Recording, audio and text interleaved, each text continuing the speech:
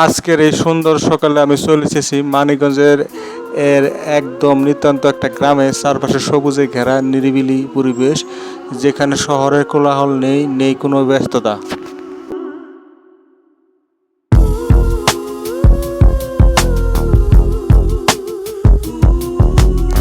আমি এখন সাইকেল চালিয়ে এগিয়ে যাচ্ছি গ্রামের শুরু এই রাস্তা ধরে। রাস্তার দুপাশে চোখে পড়ছে গরুর দল ঘেঁষা যাচ্ছে, কেউ আবার অলসভাবে বসে আছে। এই দৃশ্যটা সত্যি মনকে এক অন্যরকম শান্তি দেয়।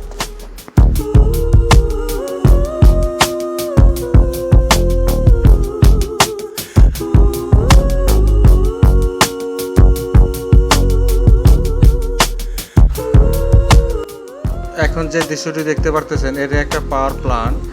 এখানে বিদ্যুৎ উৎপাদন হয়। এটা একটা সাময়িক মানিকগঞ্জের ভিতরে পড়েছে। এই হচ্ছে লোহার ব্রিজ। এই ব্রিজ পার হয়ে আমি ওপারে যাব আপনার প্রাকৃতিক দৃশ্য উপভোগ করার জন্য। সামনে দেখতে পাবেন দুই পাশে প্রচুর খোলা জায়গা।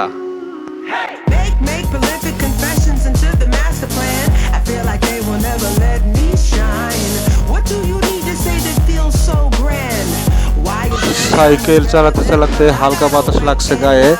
এই বাতাসে একটা অন্যরকম ঘ্রাণ আছে, মাটির গন্ধ, নদীর গন্ধ আর গ্রামের চেনা চিরচেনা প্রকৃতি। I got to grab my chance 'cause it's fleeting, 'cause this just feels like yesterday. This just feels like সামনে যেটি দেখতে পাচ্ছেন বিল্ডিংটি, এটি আকিস কোম্পানির একটি মাদ্রাসা। এখানে প্রতিষ্ঠিত করেছে যারা আপনার ওই স্টুডেন্ট যারা মাদ্রাসা রয়েছে, তারা এখানে লেখাপড়া করবে। পুরোটাই আকিস কোম্পানি বহন করবে, শিক্ষকদের খরচ এবং ছাত্রদের থাকা খাওয়া সবগুলোই।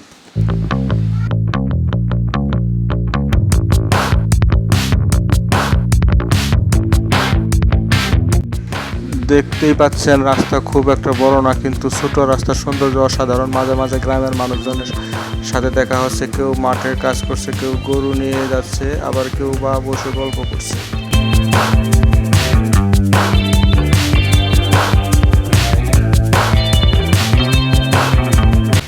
এই ধরনের গ্রাম বাংলায় আসলে বাংলাদেশের আসল সৌন্দর্য। শহরের উঁচু বিল্ডিং বা ব্যস্ত রাস্তা যতই আধুনিক হোক, এই গ্রামের শান্তির সাথে তার তুলনা হয় না। এখন আমি একটু সামনে এগিয়ে যাচ্ছি। রাস্তার পাশে ছোট ছোট গাছ, কোথাও আবার বাজার, সব মিলিয়ে একদম সিনেমার মতো দৃশ্য। এখন বাম পাশে যেটি দেখাচ্ছি, ধলেশ্বরী নদীর পার। এই পারে অসংখ্য রয়েছে এগুলো সবুজে ঘাস। এই দেখতে পারতেছেন, এগুলি হচ্ছে গ্রামের গরু। কৃষক ভাইগণ মাঠে গরু চলিয়ে মাত্র এই গরুগুলি এখন যার যার বাড়িতে নিয়ে যাবে। এই যে একজন ভাই সাইকেল রাইড করবে গ্রামের রাস্তায়। গরুগুলি এখানে পালন করা খুবই সহজ। এখানে রাস্তার যে ঘাসগুলি রয়েছে এগুলি খাওয়ায়, কারণ গাছ কিনতে হয় না। গ্রামের এই একটা সুবিধা। গরুর খামারি যারা রয়েছে, বাড়তি যে ফিড, আমরা শহরে যারা গরু পালন করি, কিন্তু গ্রামের চিত্রটাই উল্টা। সবই প্রাকৃতিকভাবে এখানে গ্রামের পরিবেশটা সব কিছু প্রকৃতির সাথে মিলে চলতে হয়।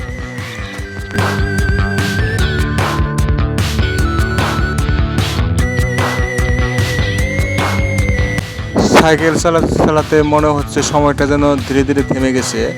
এখানে কোনো তাড়া নেই, কোনো চাপ নেই, শুধু প্রকৃতি আসে শান্তি। ধলেশ্বরী নদীর দিকে একটু তাকান, নদীর পানিতে হালকা ঢেউ, মাঝে মাঝে নৌকা যাচ্ছে। এই দৃশ্যগুলো সত্যি মনকে ছুঁয়ে যায়।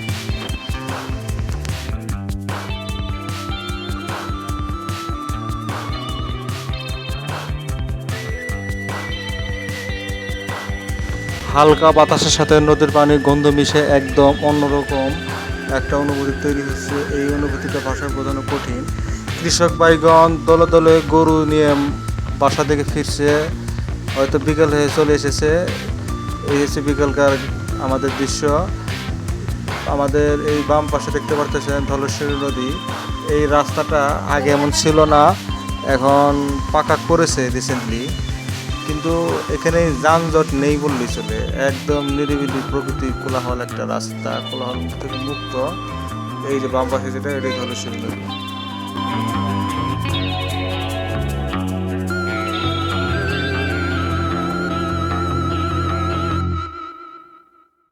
শহরের এমন দৃশ্য খুব কমই দেখা যায়। এখানে কোনো মোবাইল গেম না, কোনো ব্যস্ততা না, শুধু খেলা আর আনন্দ।